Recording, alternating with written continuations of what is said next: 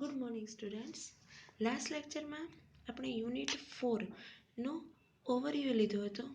તો આજે પણ આપણે યુનિટ 4 કન્ટિન્યુઅસ કરીએ છીએ. યુનિટ 4માં રીડ 1 ધ એડજસ્ટમેન્ટ. હવે આ રીડને આપણે ડિટેલમાં સમજતા પહેલાં એની ગ્લોસરી જોઈ લઈએ.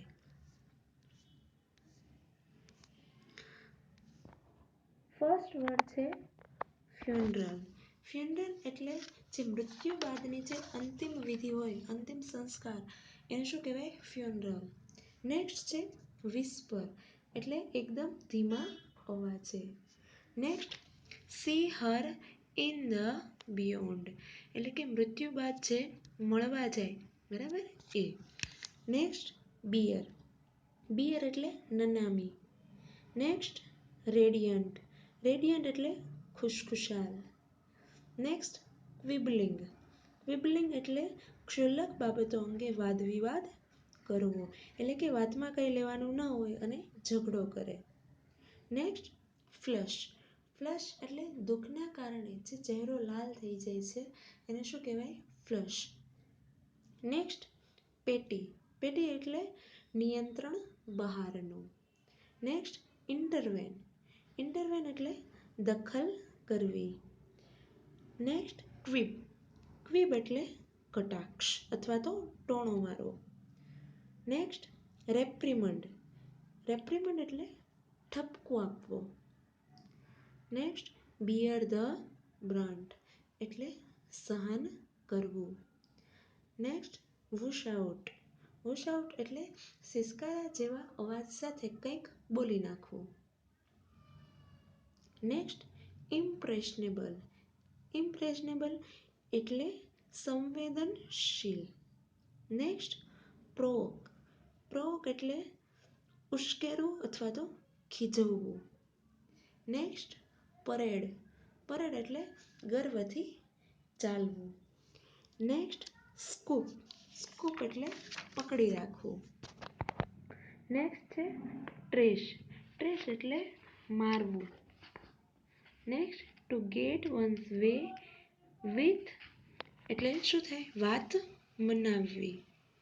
નેક્સ્ટ બેરલી ઓડિબલ એટલે કે સાંભળી શકાય એ રીતે ધીમા અવાજે. નેક્સ્ટ છે વેગર. વેગર એટલે એક પ્રકારની શરત લગાવવી. નેક્સ્ટ બિલોંગિંગનેસ એટલે અંગત માલમત્તા અથવા તો ચીજવસ્તુઓ. નેક્સ્ટ કાટ અવે એટલે દૂર લઈ જવું. નેક્સ્ટ ઇમર્સન. ઇમર્સન એટલે અસ્થિનું વિસર્જન કરવું. નેક્સ્ટ પે હીડ ટુ એટલે કે ધ્યાન આપવું. નેક્સ્ટ ડેમ એટલે કે ખરાબ. નેક્સ્ટ ટેકન અબેક એટલે કે આઘાત લાગવો. નેક્સ્ટ છે ઇન્ટોનેશન એટલે બોલવાનો લહેકો. નેક્સ્ટ કર્લ્ડ અપ એટલે કે ગોળ પ્રકારનું. નેક્સ્ટ ડિસોસિએટિવ પર્સનાલિટી એટલે કે એક પ્રકારનો રોગ છે જેમાં માનસિક સંતુલન કોઈ વ્યક્તિ ખોઈ બેસે છે અથવા તો એની જે યાદગાર પળ અથવા તો લાગણીઓ હોય એ એના એક્શન થ્રુ એ કરી બતાવતું હોય. નેક્સ્ટ છે મોર્ફિંગ એટલે કાયા પલટ કરવી અથવા તો રૂપાંતરિત થવું. નેક્સ્ટ અનબર્નેડ એટલે બોજ મુક્ત કરવું. નેક્સ્ટ સ્ટન્ડ એટલે આઘાત પામેલું. નેક્સ્ટ છે ધોતી એટલે કે પંજાબીમાં એને સાડી કહેવાય છે. તો હવે આપણે યુનિટ કન્ટિન્યુ કરીએ.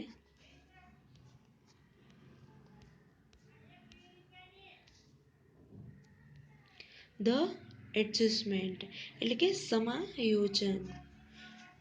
It was a mistake not to take Nana, our grandfather, to the funeral of our grandmother, our Nani. શું કહે છે? It was a mistake એટલે કે અમારી ભૂલ થઈ હતી. શું હતી? કે નોટ ટુ ટેક નાના કે અમે નાનાને નહોતા લઈ ગયા, કે જે અવર ગ્રેન્ડફાધર કે જેને અમે દાદા કહીએ છીએ, બરાબર? ટુ ધ ફનરલ એટલે કે અંતિમ સંસ્કાર માટે ઓફ અવર ગ્રેન્ડમધર એટલે કે મારી દાદી, અવર નાની.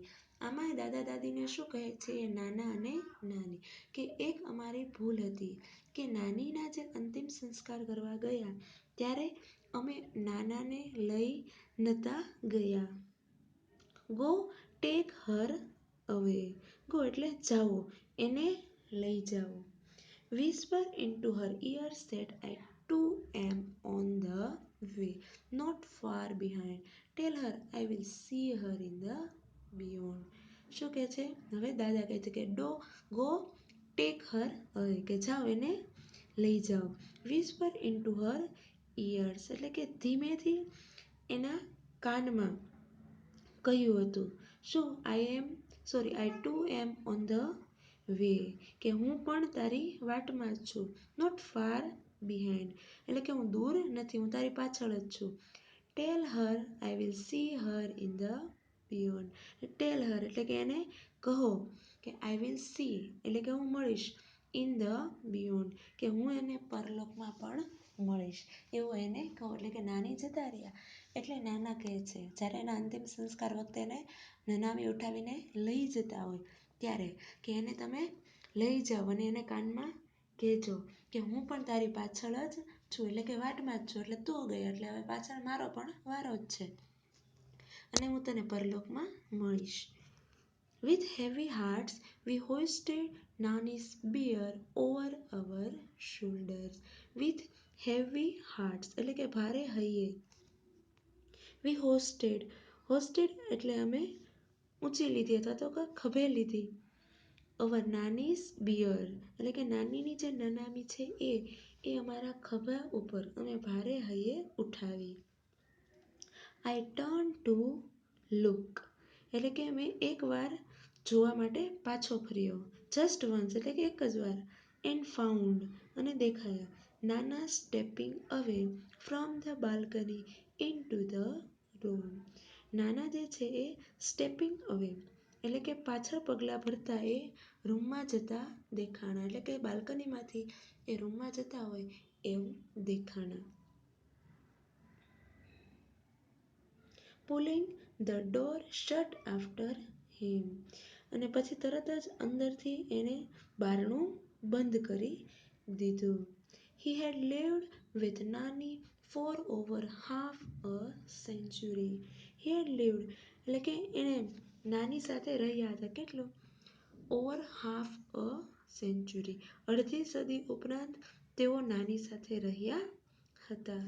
Scene Har radiant face every day of those years.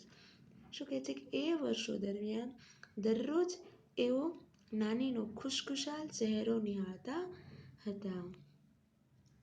He must have been what, about 85, and yet he would find something to grumble at everything Nani did. શું કહે છે?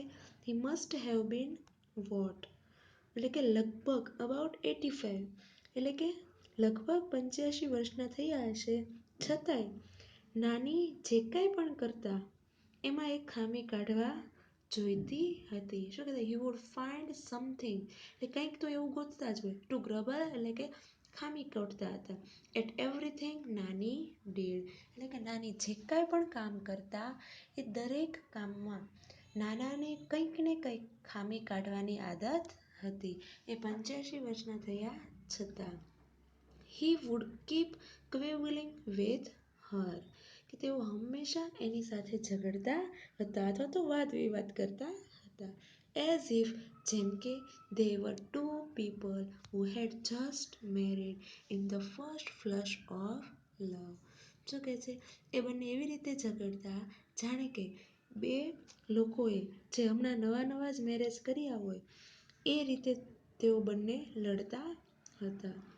In the first flush of love and were still discovering each other કે જાણે તેઓ પ્રથમ દ્રષ્ટિએ જ પ્રેમમાં પડી અને હમણાં જ પરણ્યા હોય અને હજી એકબીજાને જાણવાનો પ્રયત્ન કરતા હોય એ જ રીતે બંને એકબીજા સાથે લડતા હતા. At times a petty quarrel would push them into long silence. At times એટલે કે ક્યારેક તો પેટિક્વેરલ એટલે કે નિયંત્રણ